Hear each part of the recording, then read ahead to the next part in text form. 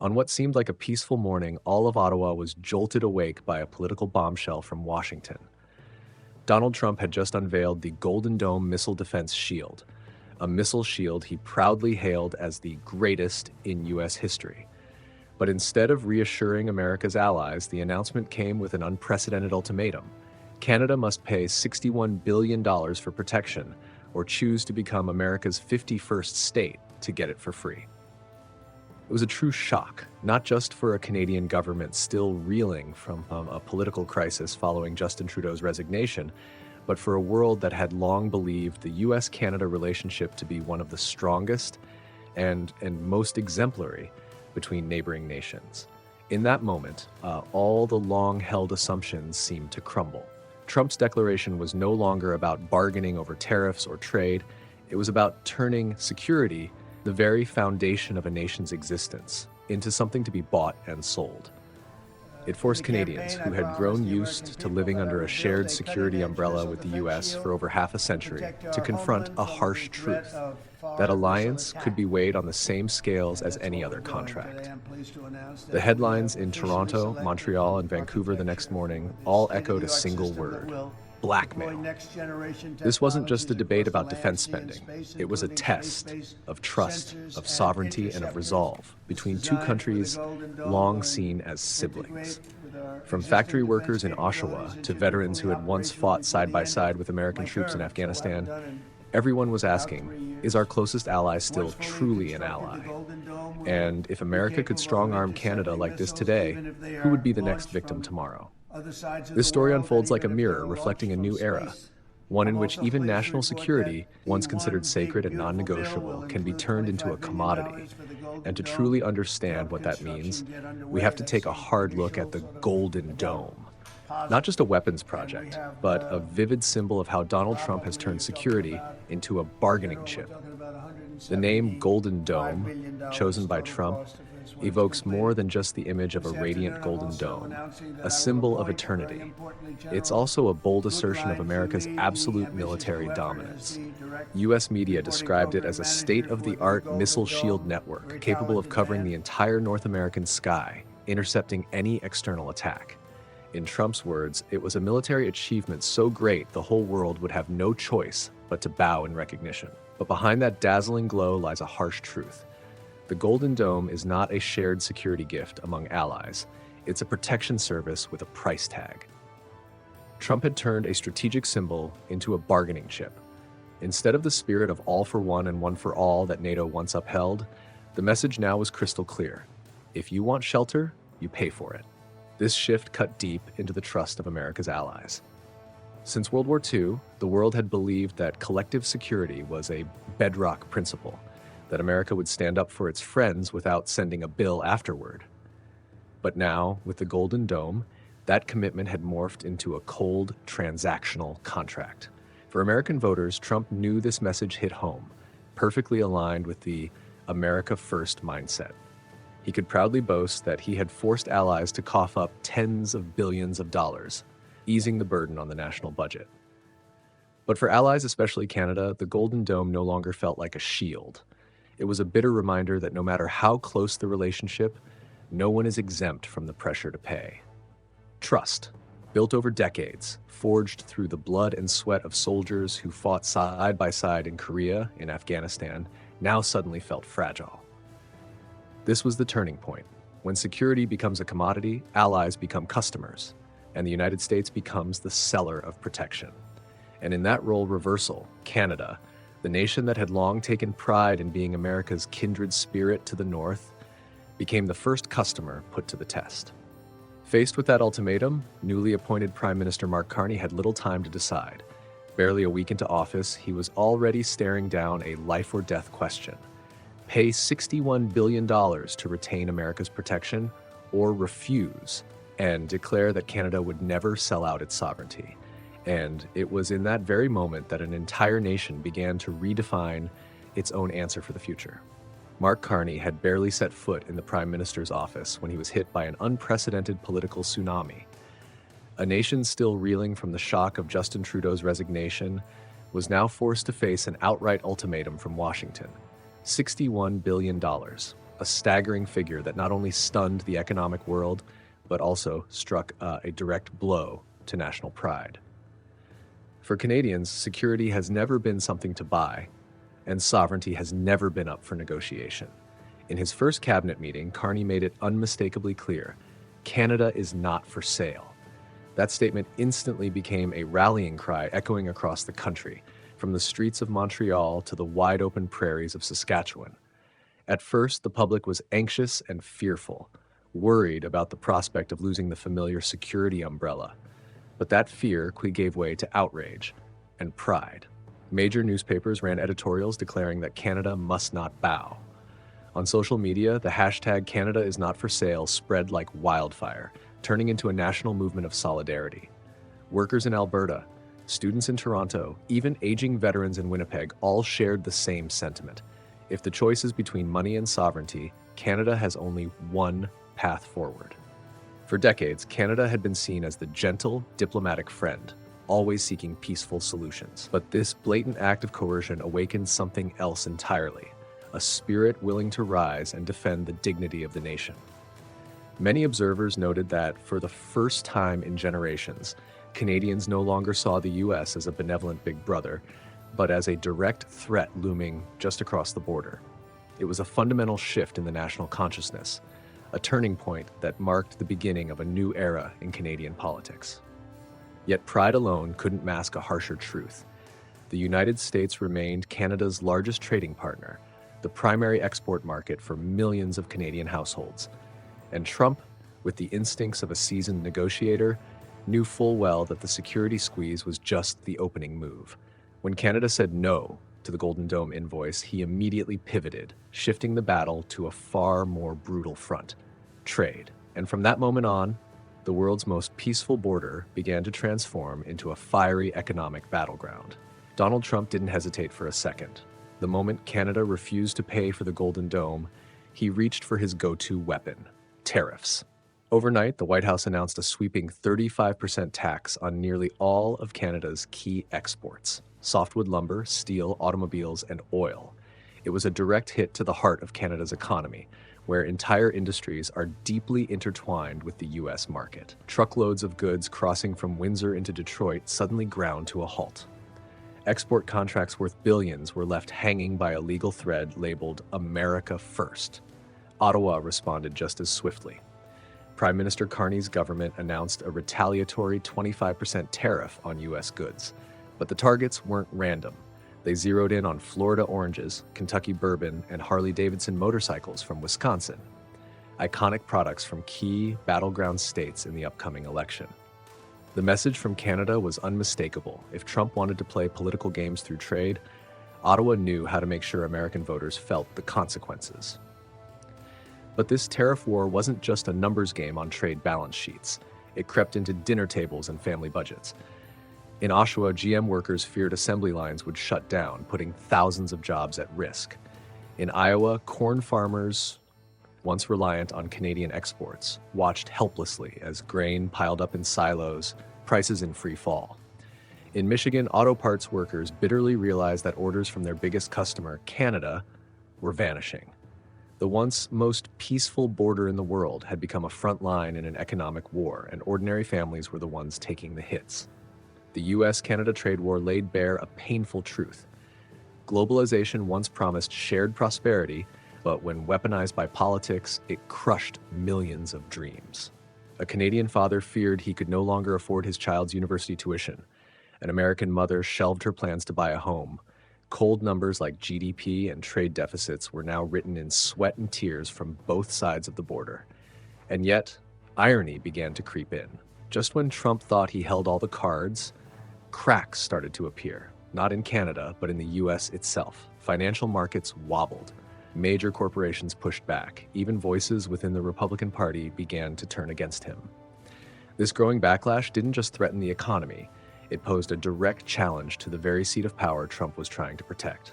Just weeks after the trade war with Canada erupted, Wall Street was rocked to its core. The S&P 500 shed over $4 trillion in market value, dragging down pension funds, insurance portfolios, and millions of small American investment accounts in a steep, relentless slide. On TV, images of panicked investors dumping stocks flooded the screen, while major newspapers ran identical headlines, "Trump's unexpected price." The blow aimed at Canada, meant to reinforce his image as a tough negotiator, was backfiring, becoming a double-edged sword threatening the very heart of the U.S. economy. Corporate giants, once enthusiastic backers of Trump's tax cuts, began speaking out in unison. The auto industry warned of tens of thousands of lost jobs due to broken supply chains. Airline companies feared aluminum price spikes. And the agriculture sector, the backbone of the rural states that helped elect Trump, was now almost openly furious. Letters poured into the White House. Congressional hearings echoed with one unified plea: stop this self-inflicted trade war. The backlash wasn't limited to the economic world. Political fault lines in Washington were beginning to show. In the Senate, longtime Republican figures like Mitch McConnell and Susan Collins voiced their concern openly. They feared that instead of making America great again, Trump's coercive foreign policy was pushing the country toward isolation and decline. The dissent within the GOP was no longer scattered. It was building into an undercurrent, threatening Trump's credibility and grip on power just as the election loomed. Amid the chaos, another irony emerged quietly. Despite flexing its military might through the Golden Dome, the U.S. was quietly facing shortages in munitions, raw materials, and defense production capacity. And as the trade war destabilized its supply lines from Canada, a country rich in strategic resources, that dangerous gap was becoming more visible than ever. Behind the dazzling glow of the Golden Dome lies a truth few had anticipated. The United States is facing a serious defense shortage. After years of funneling ammunition and weapons into the war in Ukraine, strategic stockpiles are nearly depleted. Aging Cold War-era production lines simply can't keep pace with the consumption demands of the 21st century. Privately, Pentagon generals have begun to admit, if a major crisis were to erupt right now, America would struggle to maintain reserves sufficient for even a few months of sustained combat. Against that backdrop, the tariff strike against Canada turned out to be a self-inflicted wound, cutting off vital arteries that Washington itself depends on to project power. Canada isn't just a trade partner, it's a critical supplier of aluminum, uranium, and rare earth elements, raw materials essential for building weapons, aircraft, and warships.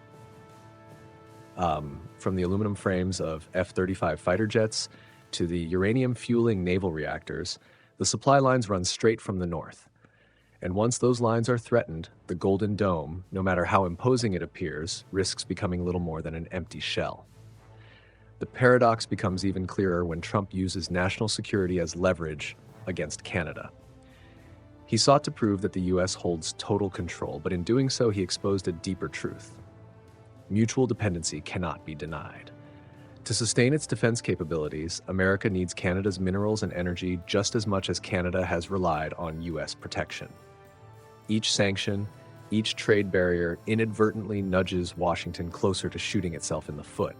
And so the Golden Dome takes on a double meaning, a symbol of power, but also a mirror reflecting America's vulnerabilities. It reveals to the world a nation trying to dominate through pressure, yet itself bound tightly to fragile links in the global supply chain.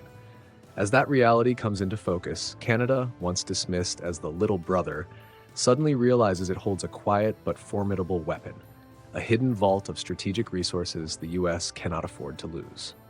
Canada has long been known to the world for its crimson maple forests, Alberta's oil sands, and its harsh northern climate. But buried deep beneath that rugged land lies a treasure few fully appreciate: 23 minerals that Washington itself has labeled critical to national security. Uranium for nuclear reactors, nickel for batteries and alloys, rare earths for defense tech and telecommunications, all are found in significant reserves on Canadian soil.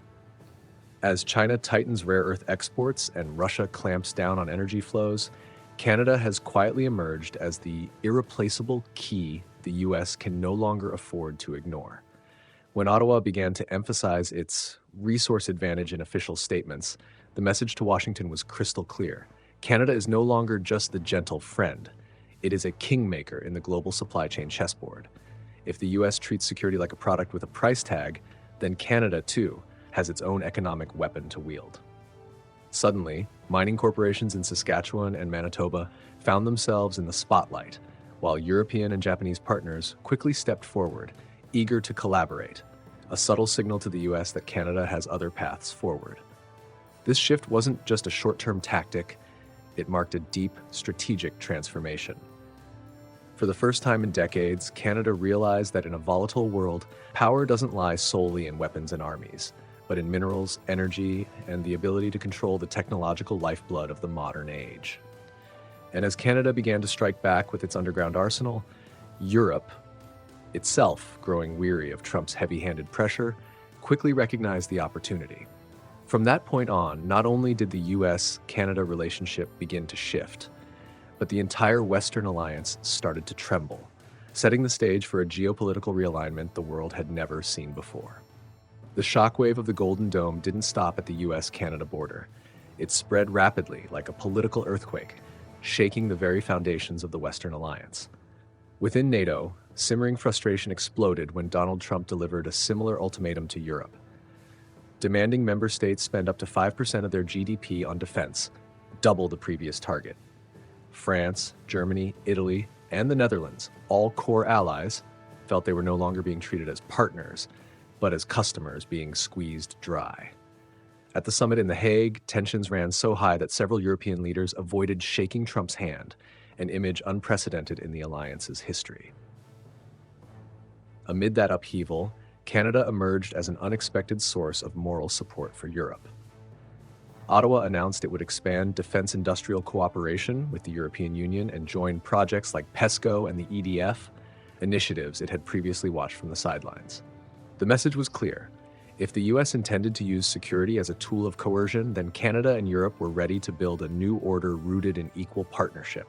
Joint declarations followed on strategic supply chains, next-generation weapons research, even discussions of a standalone European missile defense system. The phrase G7 becoming G6+1 began to feel increasingly real.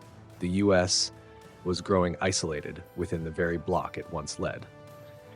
Meanwhile, Canada, long seen as the quiet younger sibling to the north, was rising as a nation willing to stand tall, inspiring Europe with a vision of strategic autonomy.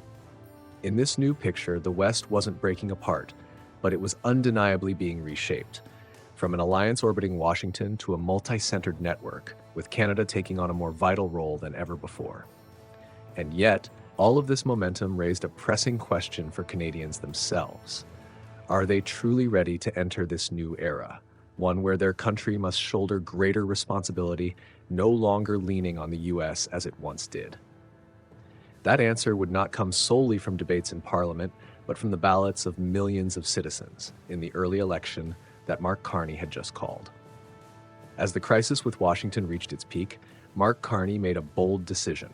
He called for an early election. Standing before tens of thousands of Canadians in Ottawa, his voice rang with resolve. Canada is not for sale. That phrase instantly became a rallying cry, echoing the spirit of independence from the country's founding days.